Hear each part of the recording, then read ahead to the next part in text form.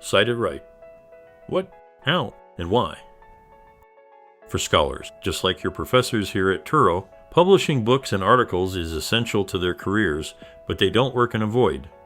Instead, they join a conversation with other scholars in their field. They incorporate the findings and ideas of others into their work, being sure to give them credit with citations. It may not seem like it, but you two are joining in on this conversation with the larger scholarly community whenever you write a paper.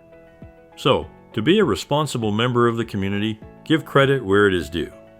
At Turo, penalties for plagiarism include mandatory failure of the assignment, possible failure of the course, potential suspension, and/or dismissal. So, to avoid plagiarism, it is important that you cite. What should you cite, then?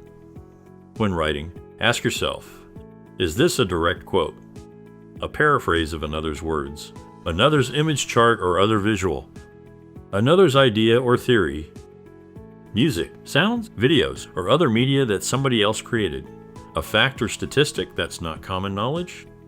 If so, cite it. Remember, reusing papers, whether your own, a friend's, or off the internet, is also plagiarism. So how about using AI tools like ChatGPT? First and foremost, before using an AI tool, make sure to have clear permission from your instructor. Also remember that the use of AI-generated text can be detected most of the time by modern software designed to identify such content.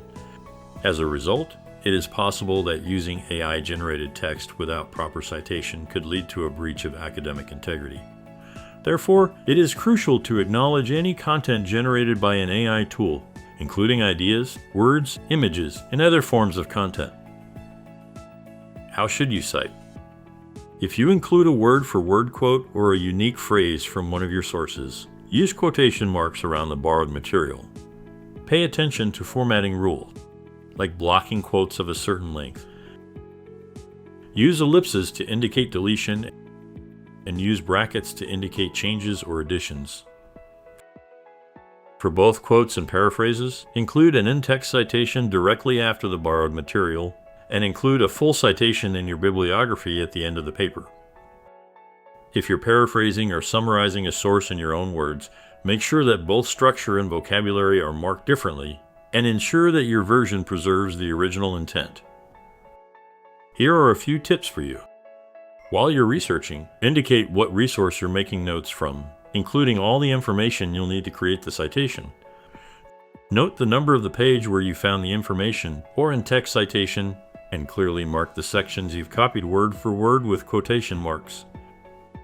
Your professor will tell you which citation style to use, and you just need to know where to look.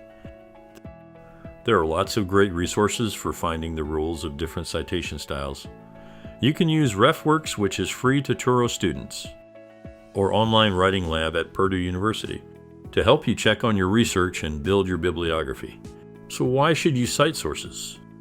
To give others credit for their hard work. To avoid the consequences of plagiarism charges. To allow readers to check your sources. And to give credibility to your writing.